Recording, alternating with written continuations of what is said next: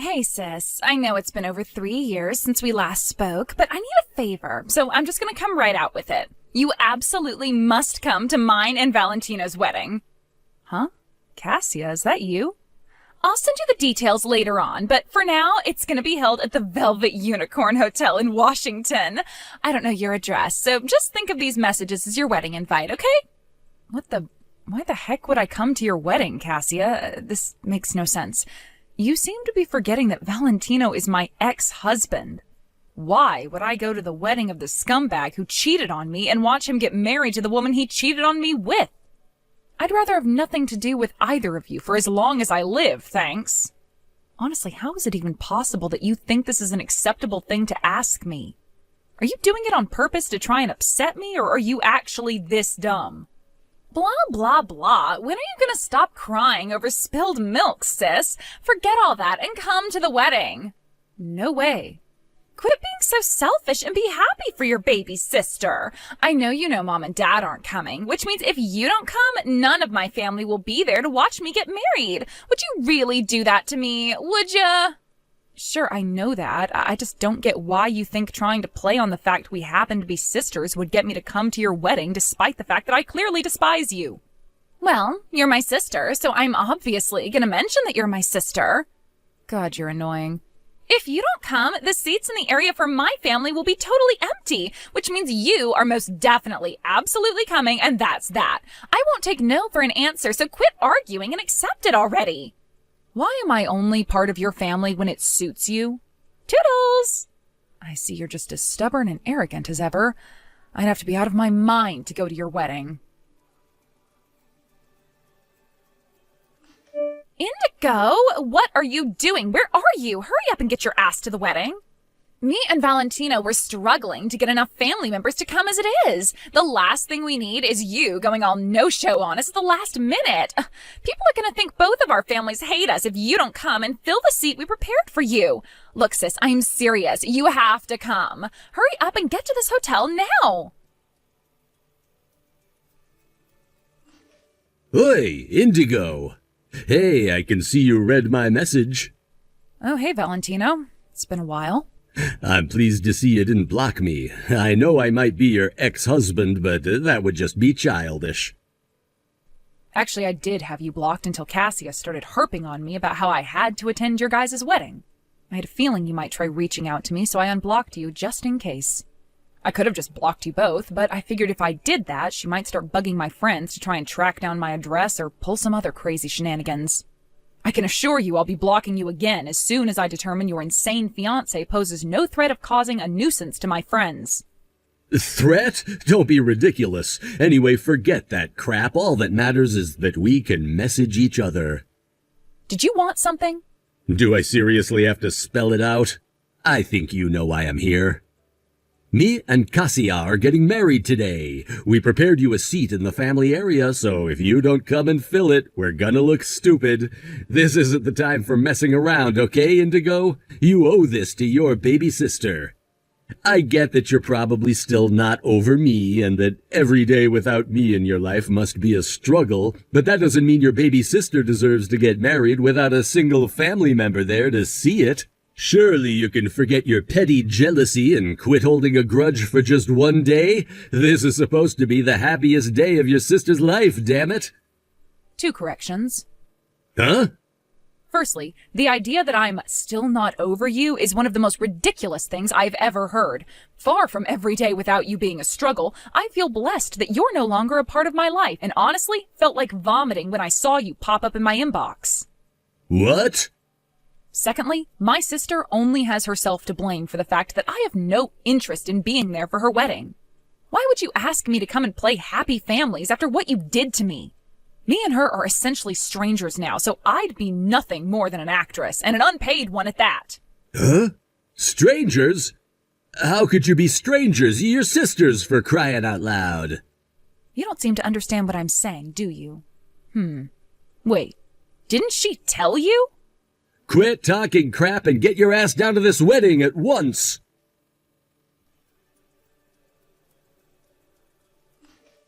Indigo, how could you do this to me? You're horrible. All of the family seats at the wedding were empty. I could hear everyone whispering about me, and it's all your fault.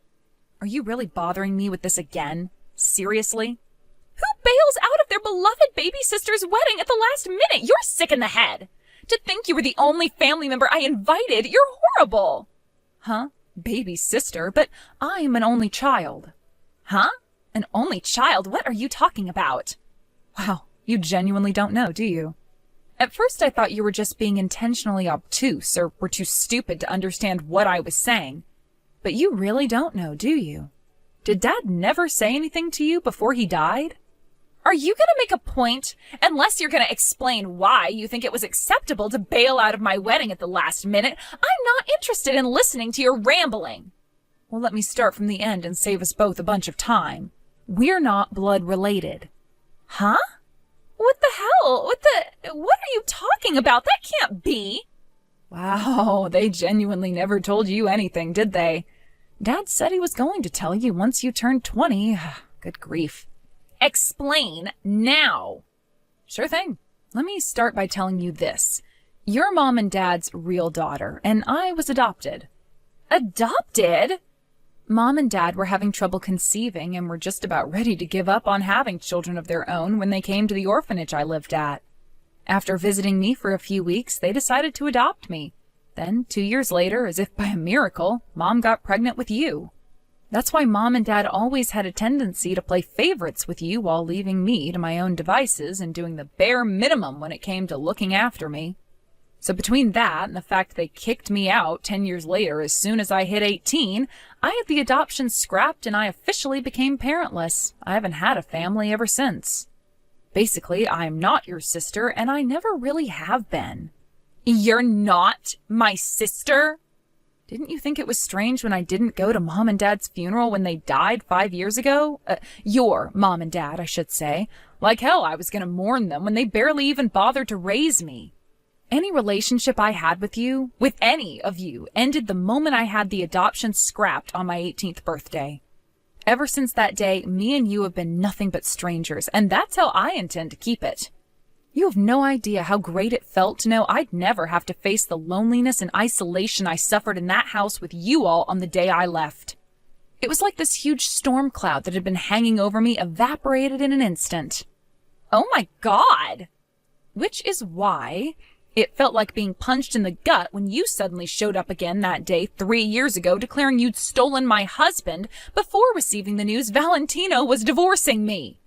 I spent every waking hour of the whole 4 months we spent going through the divorce proceedings wondering what I'd done to deserve it. My head was a mess, I was barely sleeping, I lost my appetite, and it felt like my entire world had been flip-turned upside down. Then, with the divorce over and done with, I finally pulled myself together again, determined to make the most of my fresh start. Now, 3 years later, at a point when I finally feel truly satisfied and fulfilled in my life, you show up out of the blue demanding I come to your wedding to pretend to be your sister so people don't think your family hates you.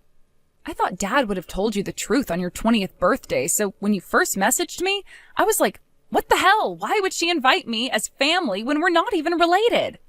I came so close to blocking you right then and there, but I know what you're like, and I thought you might try to bug my friends to get through to me. But I didn't know we weren't related by blood. I thought you were my real sister. Yes, it would appear so. I have no idea why Dad didn't tell you like he said he would, and I guess we'll never know now. Unfortunately, that meant I had no choice but to tell you the truth myself. He's still causing me hassle from beyond the grave, huh? It's kind of ironic when you think about it. I can't blame you for not knowing, and I don't hold that part against you, but I hope you understand this means that me and you are done once and for all, Cassia. So, if we're not blood related... Right, your mom and dad were both only children, and none of your aunts and uncles are with us anymore. I guess if you really tried, I don't know, maybe by using one of those family history tracking sites or something, you could probably find a distant relative, but you'd still be total strangers, and I doubt they'd go out of their way to come to your wedding on such short notice just to fill a frickin' seat. Oh my God, you're right, I have no one. There isn't a soul left in the world I can call family. I have nothing further to say. We are done here. Indigo, no! Goodbye. Indigo, are you there? Where are you? I need to know where you are, like, right now. Huh? Why are you messaging me again? Listen, me and Valentino got a divorce. Jesus, seriously? But it's barely been a week since you got married. I know that, but oh, that jerk was after my mom and dad's inheritance money all along. What? I don't know why, but he was convinced I inherited a bunch of money when they died 5 years back. It's like he had this wild idea stuck in his head, and no matter how many times I tried to set the record straight, he just wouldn't let it go. It got so ridiculous, I thought he was joking. But why would he think that? They were never particularly well off. I mean, they weren't poor either, but we hardly lived in the kind of house that wealthy people live in, and there were certainly no Ferraris in the driveway. Right, they did say they had a little more financial freedom after they kicked you out, but still, we were just an average middle-income household. It's not like they suddenly got rich after you left or anything. Nothing changed, and yet that asshole was dead set on them being secret millionaires or something. Actually, there was some inheritance, but it wasn't much. Really? I see. But no matter how many times I told him, he wouldn't believe me. He was convinced I'd inherited a bunch of money. The day after we got married, he said he was buying a new house and a Lamborghini and demanded I give him the money. Can you believe it? I mean, talk about jumping the gun. It was like he had this whole extravagant plan mapped out in his head before we'd even been married 5 damn minutes. When I asked what the hell he was talking about, he yelled at me. I know how much you inherited from your parents. Quit being such a goddamn tightwad. When I told him I didn't inherit enough to buy the new house and car, he flipped out, and so we got into a huge fight, and well, to cut a long story short, we got a divorce. Wow. Anyway, so that's what happened, which is why I was thinking of coming over to your place to live with you. Wow, are you kidding? There's no way that's gonna happen. I mean, it's literally impossible. Why? Oh, nothing's impossible if you try, Indigo. We're both totally alone now, right? It's not like we'd be staying together as sisters or anything. Just think of it as a room share type arrangement. Go on, sis. You know how convenient it would be. We could even start splitting the bills once I start making some money. That's not why it's impossible. It's impossible because I'm not in America anymore. Huh? I came to Malaysia on a work transfer. Initially, it was only supposed to be a 5-year stay. But I met a guy here. One thing led to another, and, well, we fell in love. I converted to Islam, and now we have 3 kids together. I'm gonna be in Malaysia for the rest of my life, Cassia. Oh my god, what the hell? No way! I don't know why I'm telling you this, but I ended up crazy sleep-deprived after dealing with your messages when you woke me up in the middle of the night on the day of your wedding. Time zones can be a bitch. Oh my god, so you don't even live here anymore? Oh, this is bad, bad, bad. But this means I'm totally alone without a soul in the world to rely on. Oh my god. This sinking feeling in the pit of my stomach, what is it? I have no one to turn to, no one to lean on for support, no one I can even call a friend. Listen, Cassia, I'm not gonna pretend that doesn't totally suck for you, because it does. But even if I was still living in America, there's still no way I'd do a room share with you. Heck, you couldn't even pay me to. What? Why not? Do I seriously need to spell it out? Duh, I'm asking because I don't understand. I guess it's not such a surprise that someone with a tendency for destroying people's lives by stealing their husbands would also be totally lacking in self-awareness. Huh? What does that mean? Explaining it would be pointless. You have to think about this by yourself. Anyway, I think we're done here. We are? We're walking along different paths, Cassia. Shall we just call it a day here? There's nothing to be gained from dragging this out a second longer. But you're my big sister. No, I'm really not. Indigo! Goodbye, my ex-sister. Indigo, are you there? Let's get married again. I've been doing some serious soul searching, and I think I'm ready to give things between us another shot. So what do you say, babe? Shall we reignite that old flame and dive back into our sweet love adventure together? You see, babe, life's just not the same without you by my side, and I'm willing to do whatever it takes to make things right between us. Me and Cassia got a divorce.